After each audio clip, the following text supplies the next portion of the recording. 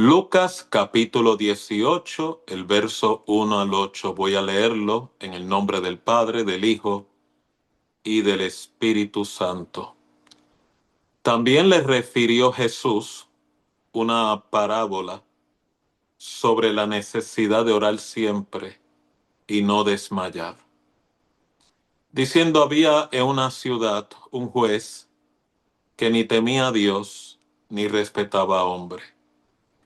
Había también en aquella ciudad una viuda, la cual venía a él diciendo, hazme justicia de mi adversario. Y él no quiso por algún tiempo, pero después de esto dijo dentro de sí, aunque ni tengo temor a Dios, ni tengo respeto a hombre, sin embargo, porque esta viuda me es molesta, le haré justicia, no sea que viniendo de continuo me agote la paciencia. Y dijo el Señor, oíd lo que dijo el juez injusto. ¿Y acaso Dios no hará justicia a sus escogidos que claman a él día y noche? ¿Se tardará en responderles? Os digo que pronto les hará justicia. Pero cuando venga el Hijo del Hombre, ¿hallará fe en la tierra? Dios bendiga su palabra. Pueden sentarse.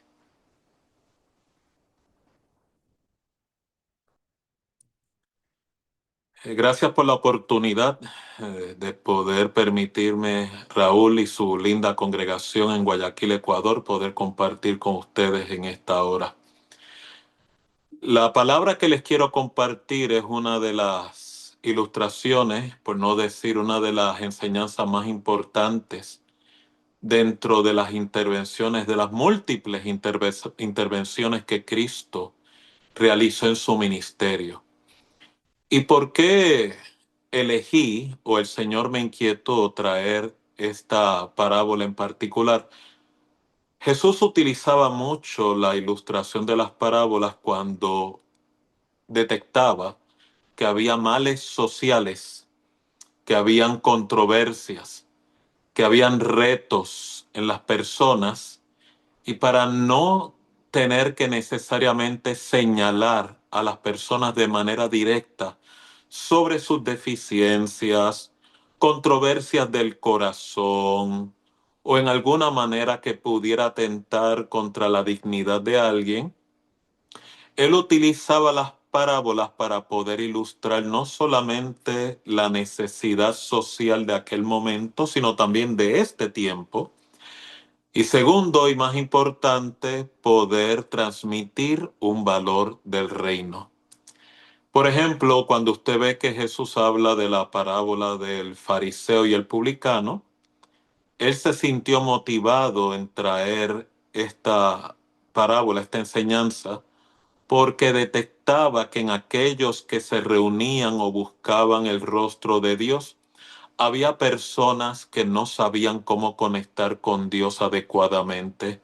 Habían personas que, según la parábola describe, pensaban que eran superiores o que tenían una mejor devoción o tenían un mejor acceso a Dios por sus oraciones y su proselitismo, o se creían superiores a los demás que tenían condición social desventajada. Y por eso trajo la necesidad de educar para corregir la actitud, corregir el corazón. Y aún más importante, dentro de esa parábola del fariseo y el publicano, que no es la que vamos a compartir hoy, pero para hacer la conexión, la enseñanza más importante de aquellas personas que se creen justos por sus buenas obras, pero el corazón no es humilde, no es dependiente del Señor. Pues en esta intervención de la parábola de el juez y la viuda, Cristo también ve una necesidad a nivel social y a nivel espiritual que lo obliga a traer esta ilustración. Y si usted analiza la parábola, tiene una construcción bien particular. Lo primero, es una de las pocas enseñanzas e ilustraciones donde el mismo Cristo hace la claridad por qué tiene que traer este mensaje de alerta o de conciencia a sus discípulos. Lo segundo es que habla sobre una necesidad imperativa de poder promover una relación de dependencia con Dios.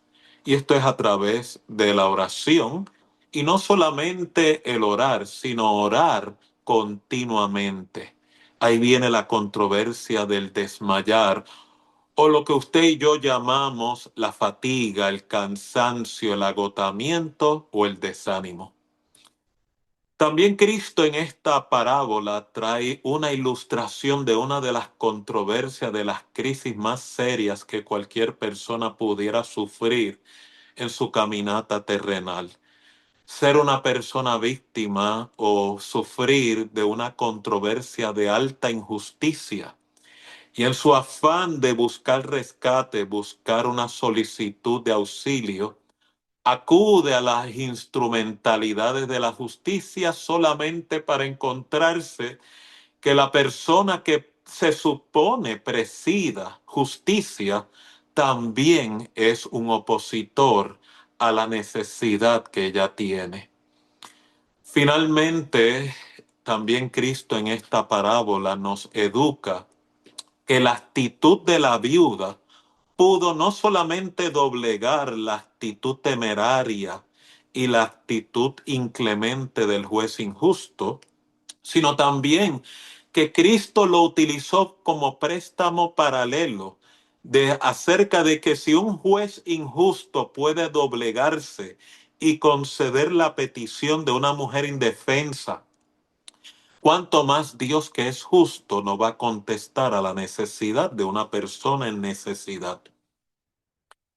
Y concluye la ilustración con una palabra que podemos decir es casi profética, cuando declara que cuando regrese el Hijo del Hombre, ¿hallará fe en la tierra? Estos son, ¿verdad?, los cuatro elementos principales de esta parábola. Y si usted lo medita en su corazón, es la parábola que presenta la motivación, por qué era necesaria comunicarla. No solamente también comunica la inquietud que tiene Cristo sobre la causa principal por la cual gente desmaya o fracasa en poder orar de manera continua. Y es la pérdida de la fe, la ausencia de la fe, el debilitarse la conexión a consecuencia del desánimo.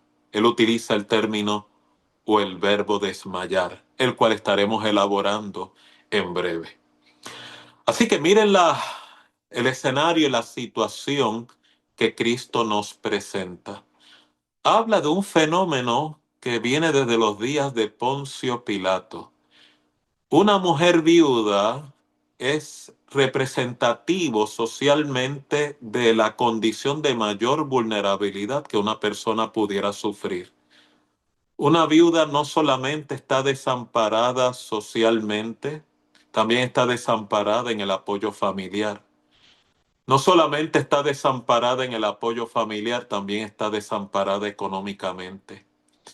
Y resulta que se encuentra en una situación donde en su búsqueda de auxilio se presenta a una sala judicial donde el juez de turno que le corresponde tiene unas características que asustan, alarman a cualquier persona. Si usted alguna vez ha tenido que tramitar algún asunto personal o legal en la justicia, usted y yo sabemos muy bien que cuando acudimos a los tribunales, la motivación principal es buscar un auxilio ante una controversia que no puede ser solucionada entre dos partes. Y cuando uno se acerca al auxilio del tribunal, se acerca con la esperanza de que la persona que está allí presidiendo desde la tribuna, por eso es que se le llama tribunales, pueda ser representativo. No sé si usted ha visto alguna vez la estatuilla que representa el concepto de justicia. Es una mujer con una venda en los ojos y usted ve que tiene una balanza en la mano. Representativo que la justicia debe ser imparcial, o sea, no prejuiciada. Y segundo, según los argumentos y los méritos del argumento, se sobrepesa la evidencia con la causa y se determina un veredicto libre de prejuicio. Ese es el concepto de justicia que esta mujer viuda fue a acudir en su búsqueda de ayuda al tribunal. Pero, para sorpresa de todos nosotros y también para la viuda, mire las características del juez en turno que le correspondió, el que le asignaron. Un juez que ni temía a Dios ni tampoco respetaba a hombre alguno. Esto es uno de los pocos ejemplos de las características de un juez que preside a favor de sí mismo.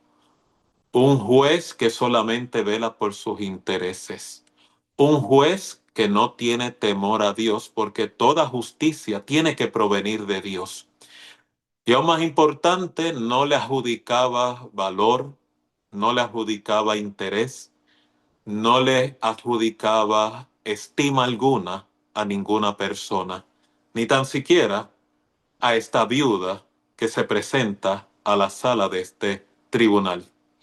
Así que aquí está la controversia que Cristo presenta acerca de esta viuda y acerca de este juez. Recuerden que el propósito de la parábola es educarnos que aún en las circunstancias más difíciles que usted y yo podamos sufrir, aún en oposición, nunca usted o yo debemos perder la esperanza, porque nuestra seguridad no está en jueces terrenales, está en el juez del cielo. Amén. Segundo, usted encuentra entonces en este escenario que la viuda se presenta con la siguiente solicitud, cuando dice: hazme justicia de mi adversario. ¿Y sabe lo que el juez le corresponde? Dice el verso número 4 que el juez no quiso hacerle justicia. Y no quiso hacerle justicia por algún tiempo. Miren esta explicación. Esto significa que cuando la viuda presentaba su querella, cuando la viuda presentaba su solicitud, el juez se la denegaba. O sea, en otras palabras, todo el archivo, todo el informe, toda la querella, todos los méritos de la solicitud de la viuda, el juez tomaba el documento literalmente y tomaba el mismo y lo echaba a un lado, lo engavetaba. Y a pesar de que esta era el proceder de este juez injusto, dice la escritura que ella insistía en volver otra vez a presentar su solicitud. Insistía en volver a presentar su reclamo.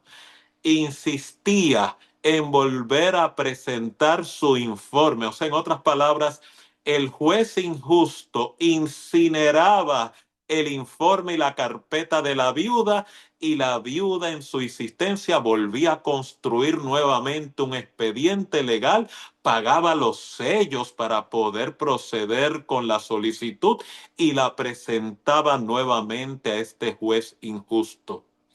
Es bien importante que usted y yo lo atesoremos en nuestro corazón, porque Dios galardona, Dios honra y Dios contempla nuestra insistencia en la búsqueda de respuestas, lo cual significa nunca permita que el enemigo, el adversario de su alma, le engañe, le desaliente, le persuada de que Dios no escucha su plegaria, de que el Señor no escucha su solicitud, de que el Señor no escucha su oración. La viuda en el juez injusto de esta parábola da testimonio de que Dios es testigo y que Dios es galardonador de los que le buscan. Así que nunca olvide seguir obrando en este proceder. Así que, retornando nuevamente a la transacción de la viuda y el juez injusto, surge entonces, luego de un tiempo considerable, podemos decir meses, podemos decir semanas, podemos decir inclusive años, una acción totalmente inesperada de parte del juez, al cual la Biblia describe como un hombre que ni temía a Dios ni respetaba a ningún hombre. Finalmente sucede. Y es que finalmente este juez injusto declara dentro de sí, o sea, esta es una conversación que él tuvo en su corazón. Cristo hace una radiografía de este cambio en la actitud del juez injusto. Y lo que le quiero alertar, el cambio de la actitud del juez injusto no surge como una benevolencia hacia la viuda. No, ni tan siquiera surge como por la insistencia de esta viuda. Cuando usted descubre lo siguiente, el juez mismo declara, aunque yo ni le tengo temor a Dios, o sea, esta es una declaración que él hace, ni tampoco le tengo respeto a ningún hombre, sin embargo, porque esta viuda me es molesta, o sea, me está incomodando, me está robándome la paz, me está robando el orden que yo pretendo, me está agotando con su insistencia, dice el juez, le voy a hacer justicia. No viendo que de continuo, o sea, no sea que de viniendo de continuo me agote la paciencia.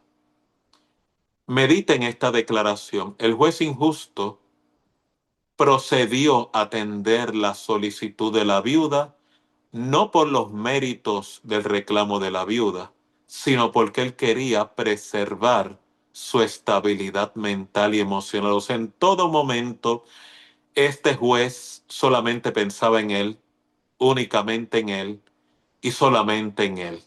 Así que el proceder a atender la solicitud de la viuda lo hizo para evitar mayor incomodidad en él, no para auxiliar y rescatar la controversia que sufría la viuda. Aquí es que está la moraleja. Y quiero que presten atención. La moraleja es cuando en el verso 7, o más bien el verso 6 y verso 7, Cristo hace la siguiente declaración. Ustedes acaban de escuchar lo que acaba de declarar este juez injusto, el que ni teme a Dios ni respeta a hombre. Y aquí viene la comparativa. Cuando Cristo declara, ¿y acaso Dios no hará justicia a sus elegidos? ¿Cuántos de los que estamos aquí somos elegidos? Levante su mano, quiero verles. Esta promesa es para usted. A mis elegidos que claman a Él día y noche, se tardará en responderles. Dice la Escritura, os digo que pronto les hará justicia, pero cuando venga el Hijo del Hombre, ¿hallará fe en la tierra? Así que para propósitos de esta intervención, quiero que presten atención al siguiente planteamiento. Muchas veces Dios no contesta de manera inmediata tu oración, tu rogativa, tu solicitud, no porque no esté interesado en tu bienestar, no porque tampoco tenga una agenda de verte sufrir como algunas personas reclaman o interpretan cuando dicen, Señor, pero tú no ves que yo te estoy hablando. Señor, tú no ves que yo te estoy orando. Señor, pero tú no te das cuenta lo desesperado que yo puedo estar ante esta situación. Esto es lo que le quiero alertar. Dios ya vio tu súplica, Dios ya vio tu oración, pero como educa la parábola, la intención de Dios es que podamos desarrollar la destreza, desarrollar la virtud, de que no importa la tormenta, la adversidad, podamos seguir promoviendo la comunión con Dios y no desalentarnos porque le ponemos un reloj al Señor para que conteste nuestra plegaria. O sea, en otras palabras, el tiempo, la crisis, la gravedad de la controversia no es necesariamente el enfoque de la respuesta divina. La respuesta divina es para darnos formación de carácter, formación en nuestros corazones, de que no importa la adversidad y no importa la oposición, usted y yo permanezcamos inconmovibles en nuestras rogativas, en nuestra espera, en fe en el Señor, para que podamos recibir de Él lo que nos ha prometido. Así que el episodio y la controversia que nos ilustra Cristo acerca de la parábola de la viuda y el juez injusto no es únicamente la necesidad de orar siempre, sino también que en esa búsqueda no desmayemos. Y es por eso que termina y concluye con la declaración: cuando regrese el Hijo del Hombre, ¿hallará fe en la tierra? O sea, en otras palabras, tu confianza y mi confianza en Dios la encontrará intacta. O sea, en otras palabras, muchas veces el enemigo utiliza las crisis y las pruebas para poder desenfocarnos y desalentarnos en nuestra dependencia en Dios. También muchas veces las personas, su fe se debilita, o sea, la mirada que debe estar ubicada no en el problema, sino en Dios, se debilita porque miramos más el problema.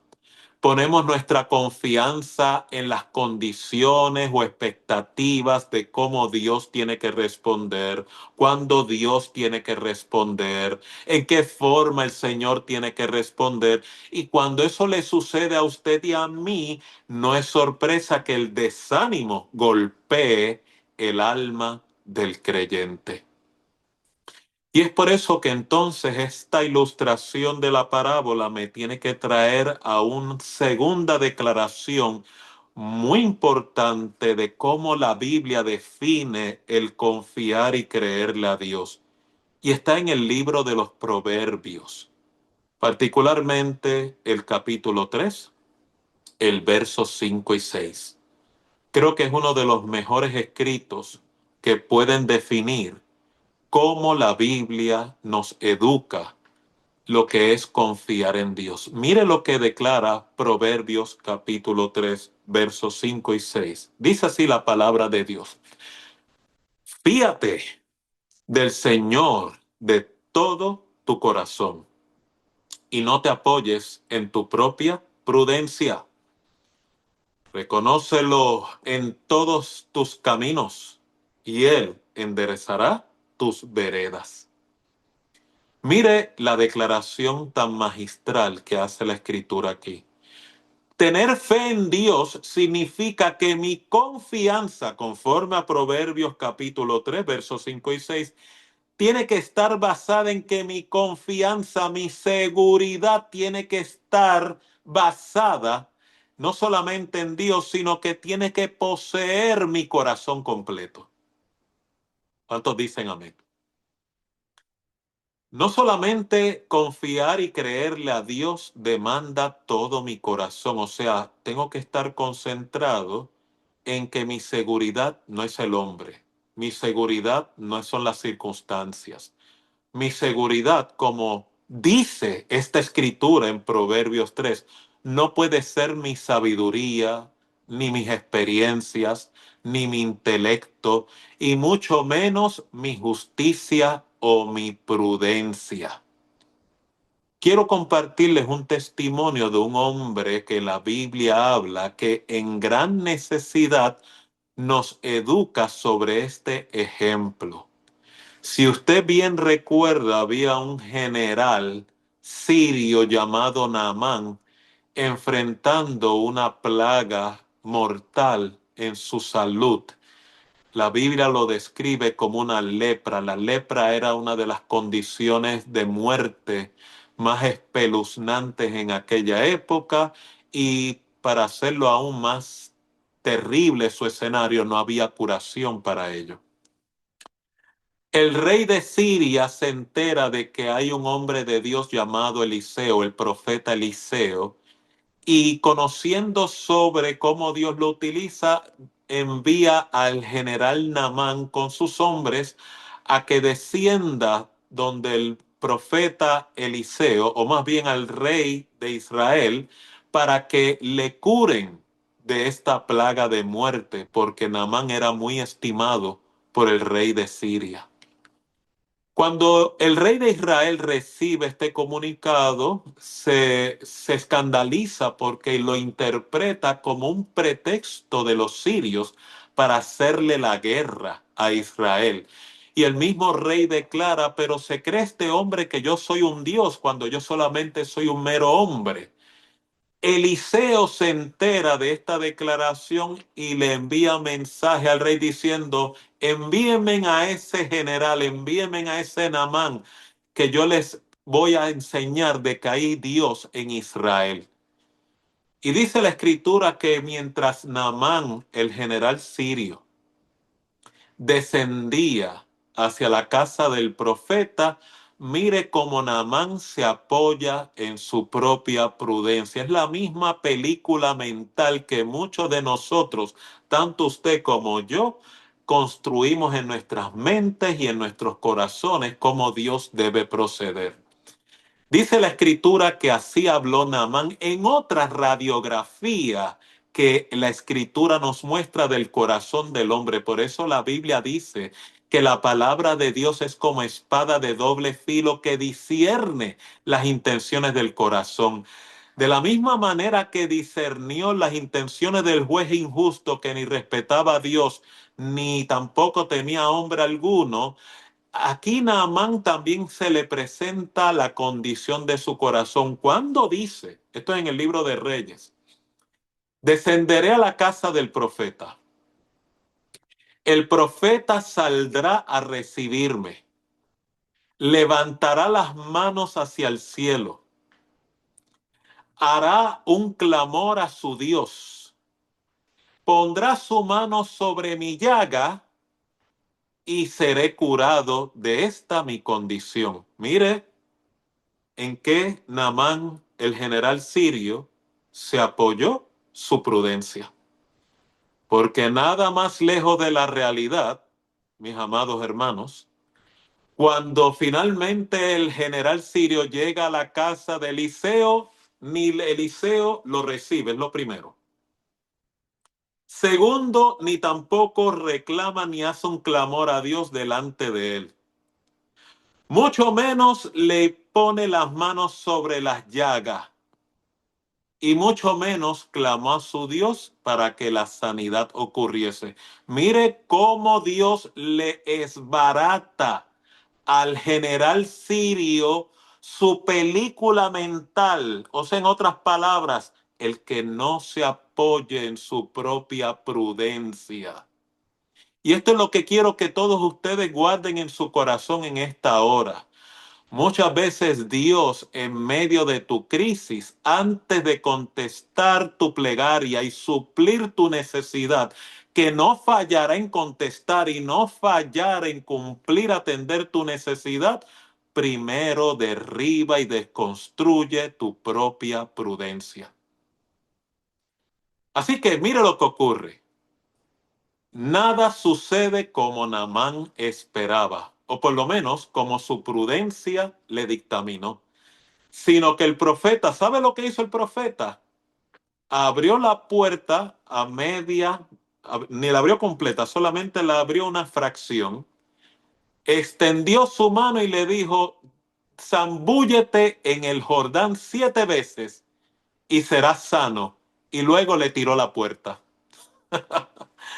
¿Qué le parece a usted cómo Dios muchas veces utiliza nuestras crisis o nuestros momentos difíciles antes de manifestar el milagro, antes de manifestar la sanidad, antes de manifestar la provisión? Mire qué hermoso cómo Dios nos auxilia. Primero nos rescata de no descansar en nuestras fuerzas, no descansar en nuestras prudencias, no descansar en nuestras expectativas, porque si no estamos usted y yo en peligro de poner a Dios en una cajita. Y la Biblia dice que no podemos limitar a nuestro Dios. ¿Por qué?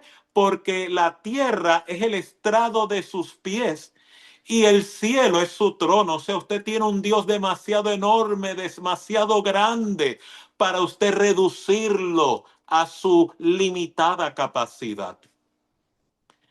Y ahora viene un capítulo muy revelador sobre la respuesta de Naamán a su descanso en su prudencia, porque el profeta en ningún momento le negó el milagro.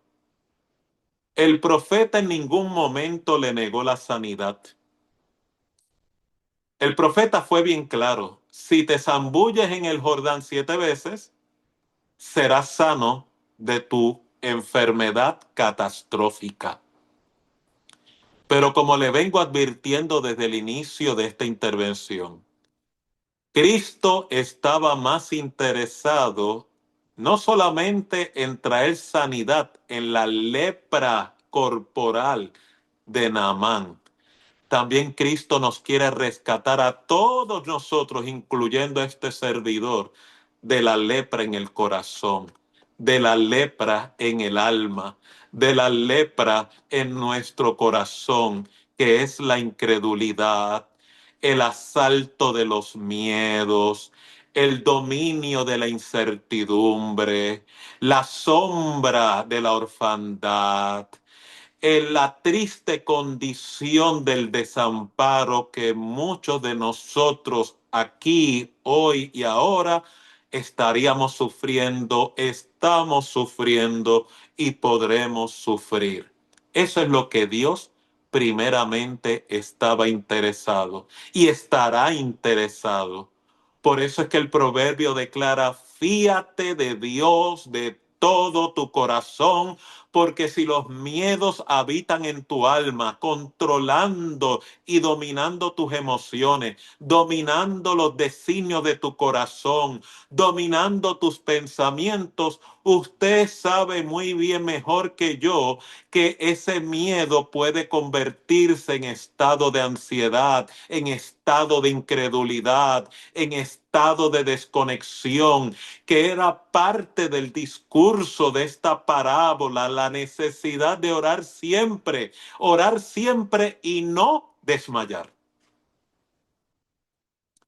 Precisamente por eso es que desmayamos, porque mientras Dios nos está interviniendo para socorrernos y auxiliarnos, usted y yo estamos más interesados en ver el desenlace, pero no caminamos el proceso de sanación interna. Recuerde que usted y yo no estamos construidos para confiar en Dios de todo nuestro corazón. Nosotros necesitamos asistencia. Nosotros necesitamos ser adiestrados en aprender el arte de la fe en Dios. Y es por eso que cuando la Escritura habla: fíate del Señor de todo tu corazón, en realidad lo que Dios está diciendo: dale permiso a Cristo poder sentarse en el trono de tu corazón. Porque cuando tú le regalas ese permiso, entonces Él tiene la oportunidad de tomar y apoderarse de todas esas áreas donde el corazón está enfermo, con miedos e incredulidades, con resentimientos y falta de perdón, con amarguras y crisis que guardamos en nuestra alma, que no en balde interfieren en esa experiencia de descanso descanso llamado la fe. Por eso es que muchos de nosotros en el día de hoy no podemos experimentar reposo como beneficio de nuestra confianza en Dios. La misma Biblia advierte, en quietud y en reposo será vuestra salvación. No es que usted y yo estaremos ausentes de conflictos y controversias. Es que a pesar del conflicto y la controversia, nuestra seguridad y confianza en Dios nos va a dar una paz que es superior a la tormenta fuera de usted. Eso es lo que el Espíritu Santo está buscando construir en cada uno de nosotros. Ahora regreso a la conclusión de este episodio. Tan pronto como Naamán escuchó la respuesta del profeta, usted se da cuenta que él se enojó mucho. Y así somos usted y yo. Muchas veces defendemos nuestra prudencia, o sea, protegemos nuestra ignorancia ante la sabiduría divina. Muchas veces usted y yo somos nuestros peores adversarios para poder recibir de parte del Señor. Muchas veces usted y yo somos los que retardamos las promesas porque condicionamos el trabajo de Dios en nuestra alma. Muchas veces usted y yo somos los que imposibilitamos el milagro porque no atendemos en obediencia inmediata las solicitudes que Dios nos presenta, como la falta de perdón, el poder vivir por fe, el poder hacer cambios y renunciación hacia el pecado. Muchos de nosotros decimos, no puedo en esta hora, Señor, lo dejo para otro día. Cuando esté mejor preparado para comprometerme contigo, entonces hago el cambio. O peor aún, utilizamos esta excusa. Es que, Señor, yo no quiero ser hipócrita, por lo tanto, por ello no te busco o no visito la iglesia, no acudo a tu casa, no me acerco a ti porque no quiero ser hipócrita o veo que soy inconsistente, soy inconstante, no soy, ¿verdad?, comprometido con la relación contigo. Y lo que le quiero orientar en esta hora, no utilice ese pretexto para alejarse de Dios. No utilice esa razón para mantenerse distante de Él. Mi recomendación para usted en esta hora es que a pesar de sus luchas, a pesar de sus inconsistencias, a pesar de sus cambios de ánimo, la palabra de Dios insiste en que me acerque a Dios. Pero usted dice, doctor, que me acerque aún con mis inconsistencias. Sí, porque alejado de Dios no vas a poder lograr la constancia. A pesar de que no soy comprometido con Dios, pero en el Señor tú acercándote a Él, la Escritura dice, separados de mí nada puedes hacer. Así que no abras tu corazón a ese entrampamiento diabólico donde el enemigo trata de persuadirte que busques a Dios, te acerques a Dios, descanses en Dios basado en tu justicia, basado en tus buenas obras, basado en tu desempeño. Todo lo contrario, la Biblia declara no descanses en tu prudencia, sino que confía en el Señor de todo tu corazón. Y aquí regresamos a Naamán. Tan pronto el profeta no le contesta su expectativa, por no decir su pobre prudencia, él se molestó. Se montó en su cabalgadura y estaba ya listo para regresar a Siria con su lepra, tal como él llegó, y me imagino que morir de la lepra.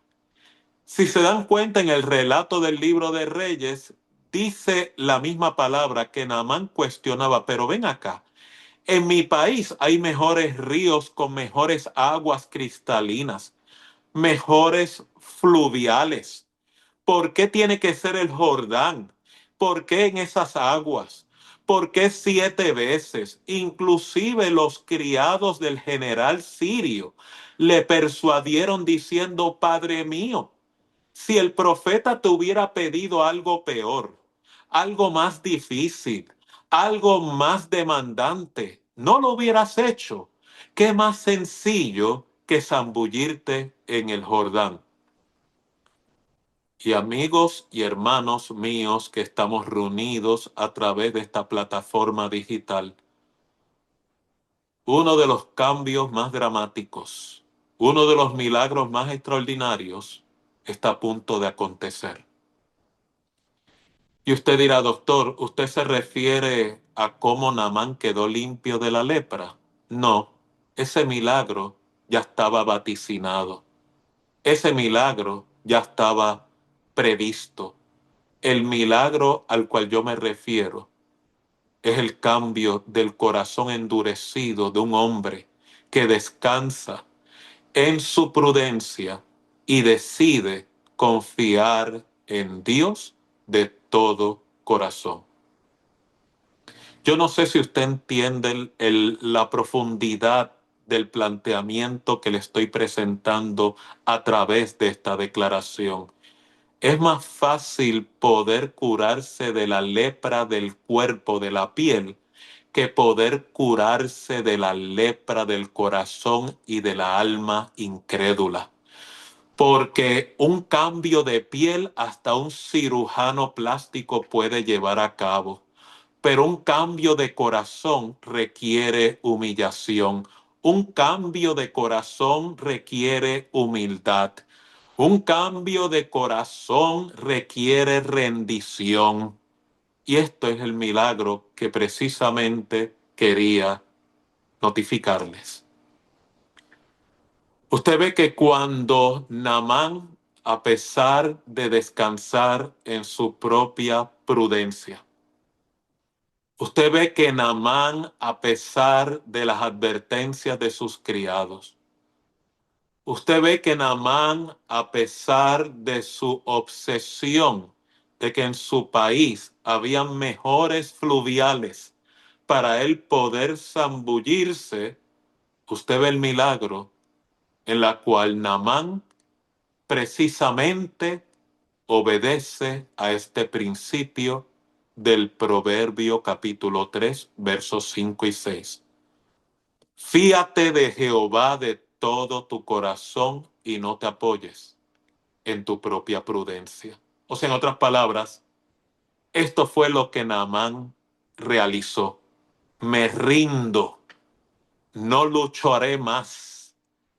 Esta plaga enfermedad no solamente está devorando mi cuerpo, sino que mi actitud antagónica también está enfermando mi alma. ¿Qué más puedo yo hacer si lo que el profeta me está pidiendo es que vaya a este riachuelo, me zambulla en 7 ocasiones para poder recibir mi milagro? ¿Por qué voy a seguir resistiendo? ¿Por qué voy a seguir batallando? ¿Por qué voy a seguir insistiendo en que sean las cosas a mi manera? ¿Por qué voy a seguir insistiendo en que Dios se acomode a mis demandas si yo soy el vaso de barro y Él es el tesoro de oro dentro de mí? Y es por eso que muchos de nosotros, Dios a través de situaciones adversas, nos visita como visitó a la mujer del flujo de sangre, que lo perdió todo, lo gastó todo sin obtener sanidad a su condición de derrame de sangre, a su pérdida de salud. Ella gastó toda la prudencia que tenía, aún económica y aún psicológica, para finalmente descubrir que si tocaba el manto de Jesús, podría ser sana de su azote.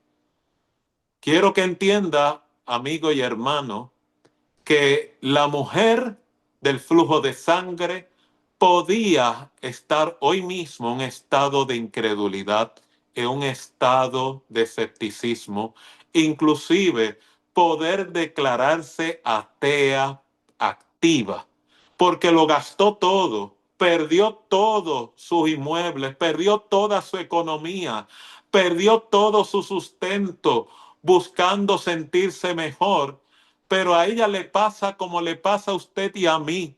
Buscamos el reposo y el consuelo en las fuentes equivocadas. Por eso la solicitud del Espíritu Santo en esta hora: confía en el Señor de todo tu corazón y basta ya de apoyarte en tu propia prudencia. Y es por eso que el milagro de la mujer del flujo de sangre no fue únicamente el toque del manto, sino lo que ocurrió nuevamente en el corazón de ella. Si yo tocar el manto de Cristo, seré sana de mi azote. O sea, antes de ella recibir la intervención milagrosa en su carne, primero aceptó, abrió la puerta, abrió el corazón a recibir el milagro en su corazón. Es el milagro del cambio en la actitud, es el milagro en el cambio de la manera de pensar, es el milagro de la flexibilidad y la apertura al cambio, lo que muchos de nosotros en esta tarde necesitamos desesperadamente. Porque muchos de nosotros estamos, como dice la parábola, desanimados, desgastados, no constantes en la oración, no por la falta de piedad, sino por la ausencia del cambio de no seguir apoyándonos en nuestra propia prudencia. Y con esto quiero concluir la intervención de Naamán. Dice la Escritura que después de este cambio de actitud tan extraordinaria en el corazón de este hombre, el cual tengo que advertirle, la única forma de una persona cambiar su actitud, del descansar en mi prudencia, a poder descansar en Dios de todo corazón, el único ingrediente que te puede llevar a ese cambio, que te puede auxiliar en esa transición, se llama el fruto de la humildad. Tomó una gran porción de humildad en Naamán poder cambiar esta actitud que por poco le cuesta la vida. Tengo que advertirles, son muchas las personas en el día de hoy que lamentablemente no están ya con nosotros, o tal vez no pudieron completar su llamado, no por falta de la provisión divina, sino por ausencia del cambio en la actitud. Por eso usted ve que cuando Naamán finalmente deja de protestar, cuando Naamán finalmente acoge la recomendación de sus criados, con mucha humildad cambió su actitud, se divorció del descansar en su propia prudencia y camino a su cabalgata, las millas y los días que tomó esa travesía hasta que llegara al Jordán, ya él estaba siendo sano en su corazón. Usted ya conoce el resto de la historia.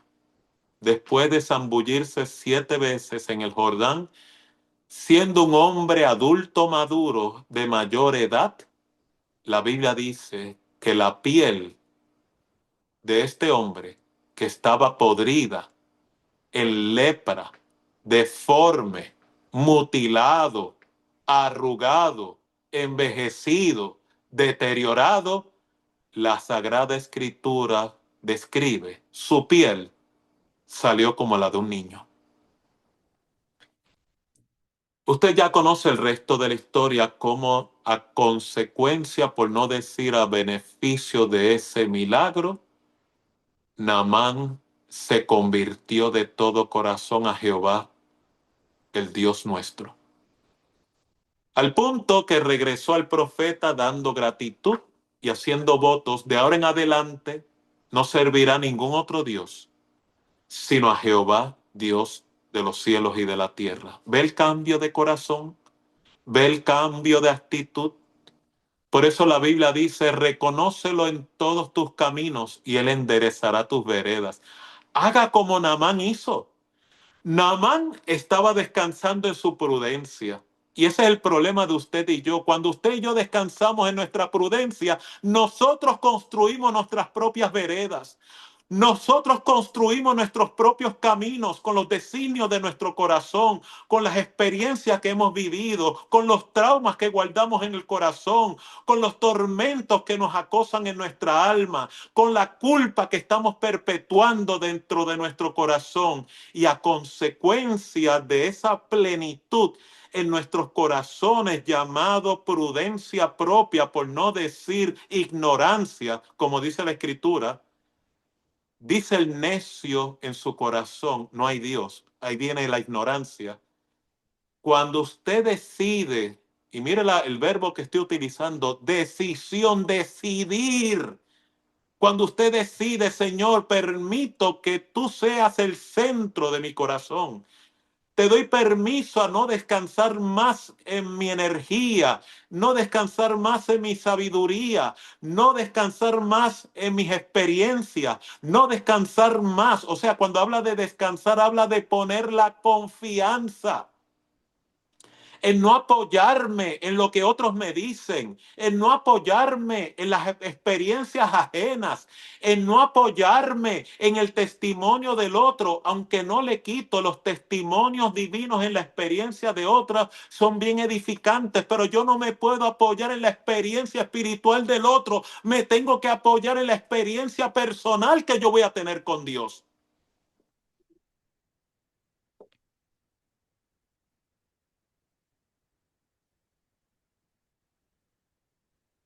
Porque si yo me apoyo en la experiencia del otro, mi fe no crece, mi seguridad en Dios no abunda y puedo encontrarme en el peligro de desanimarme porque interpreto, Dios tiene más preferencia sobre ese hermano, sobre esa vida, que sobre mí, cuando en realidad es que no me estoy apoyando en Dios, me estoy apoyando en la prudencia ajena.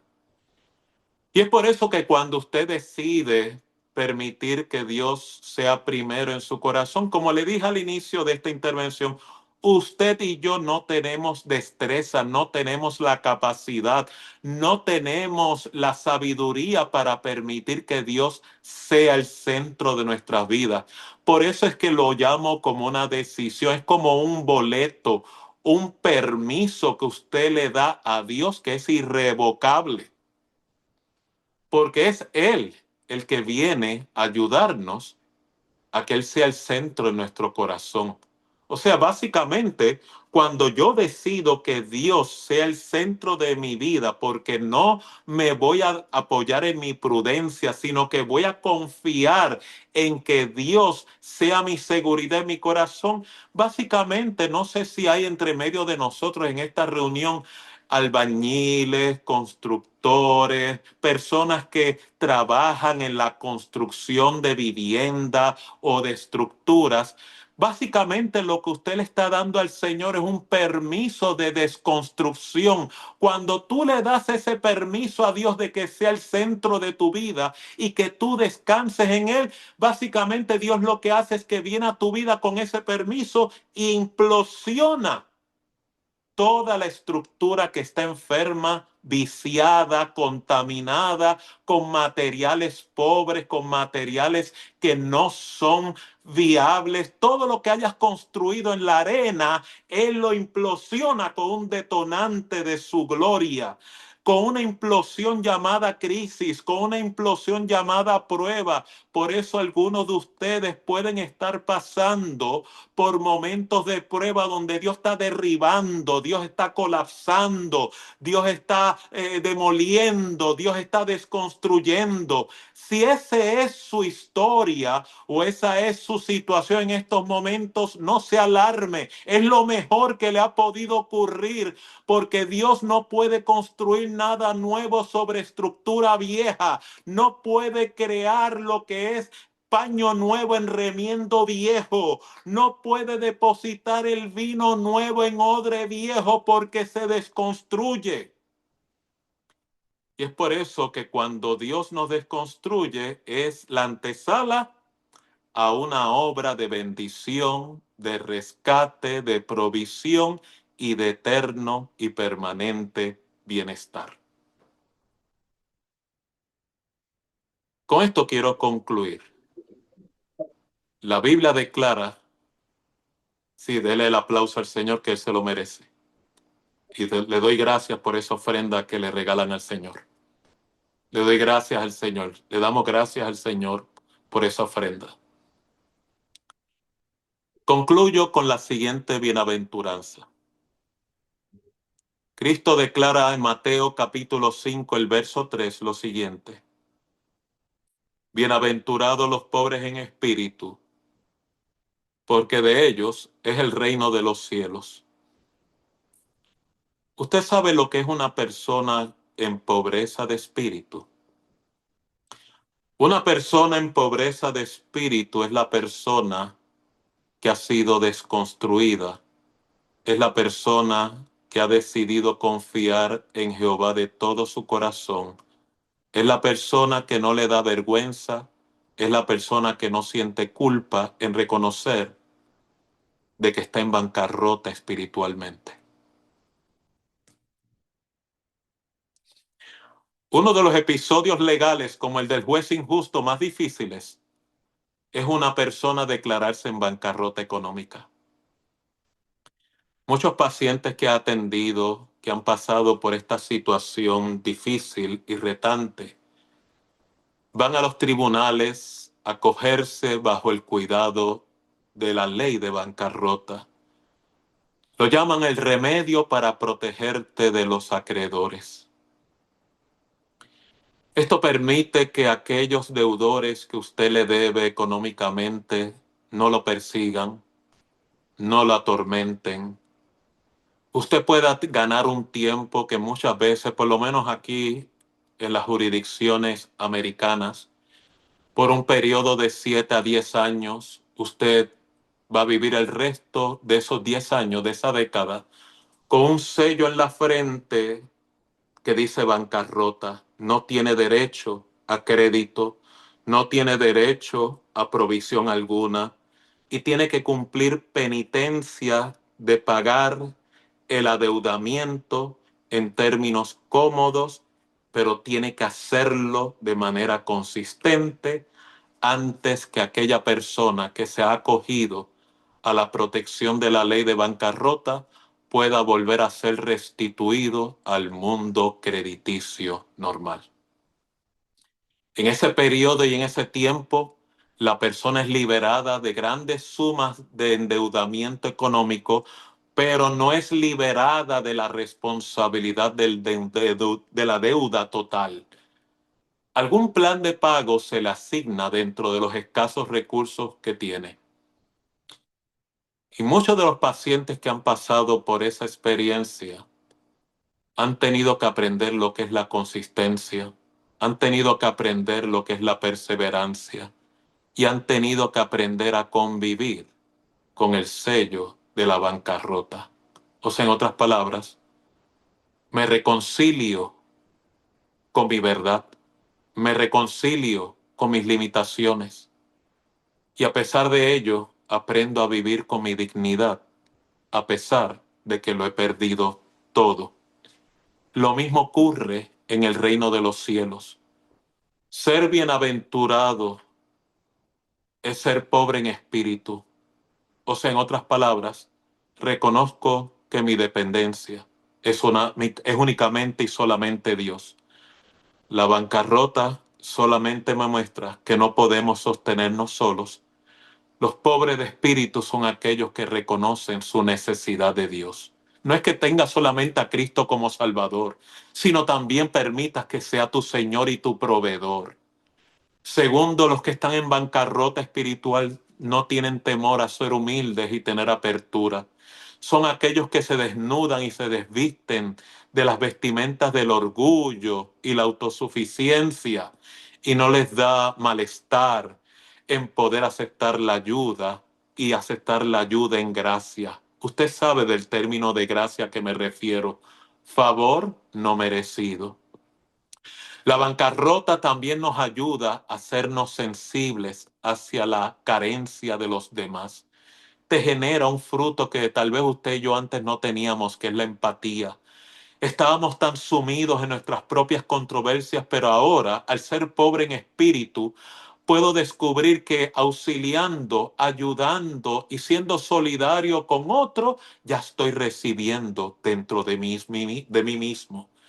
Porque la pobreza de espíritu despierta la compasión, no despierta el juicio. También los que estamos en bancarrota espiritual, tenemos nuestras prioridades corregidas. Usted aprende a valorar lo que es esencial, porque Dios se vuelve el centro de nuestra vida. Y aún más importante, la bancarrota espiritual que produce la pobreza de espíritu nos permite reconstruir y poder recibir la vida que Dios ofrece. Quien es pobre de espíritu ha dejado de apoyarse en su moralidad, en su desempeño, en su prestigio espiritual, en el control.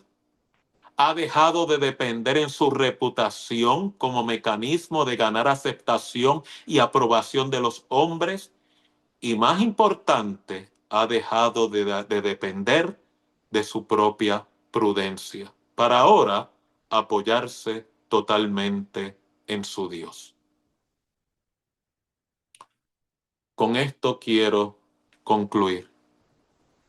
El pobre en espíritu no es aquel que lo tiene todo resuelto, sino aquel que sabe a quién acudir cuando no puede más. El pobre de espíritu, el que se apoya totalmente en Dios, es el que empieza a contemplar lo que dice el Salmo 138, verso 6, cuando declara, porque el Señor Jehová es excelso, él atiende al humilde, mas al altivo lo mira de lejos.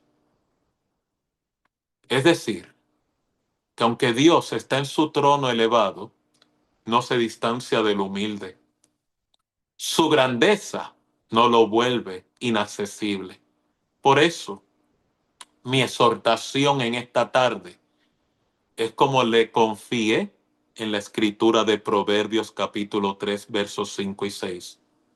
Fíate de Jehová de todo tu corazón y no te apoyes en tu propia prudencia. Reconócelo en todos tus caminos y Él enderezará tus veredas. Dios te bendiga en este domingo de Ramos, inicio de esta semana mayor, y que el Señor te visite, te consuele, que esta palabra, esta semilla germine en tu corazón y haga prosperar todo tu camino. Cierro con esta oración. Señor, te damos gracias porque en este momento esta semilla ha sido sembrada, esta palabra ha sido echada, permite que fructifique, consuele, rescate a todas las personas que están aquí reunidas, tanto presencialmente como a través de estos medios electrónicos en las redes sociales. Y te pido que traigas consolación y rescate en esta hora. Todo esto te lo pedimos en los méritos de tu Hijo Jesús.